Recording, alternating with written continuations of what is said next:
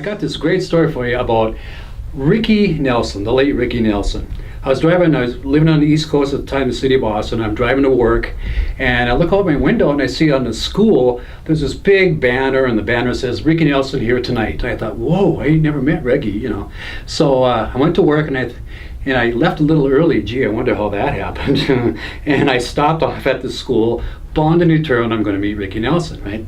The doors of the school were open, so I walked in, and up comes this like 300-pound roadie. What are you doing here and all this jazz? I said, I want to meet Ricky Nelson, Just want to talk to him, say hi.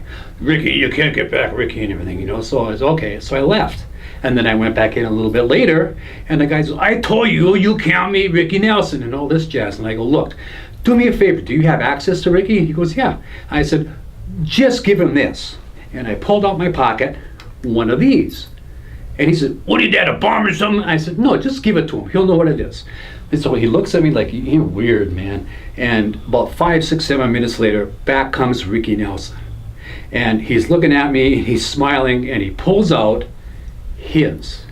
And the way I got into it is I had known that Ricky was an asthmatic, as I am as well. And so that's just in case you have a terrible asthma attack, you can take a little away from your good as gold. And we talked about that a little bit, and he showed me backstage and everything like that. And he goes, hey, anybody hungry?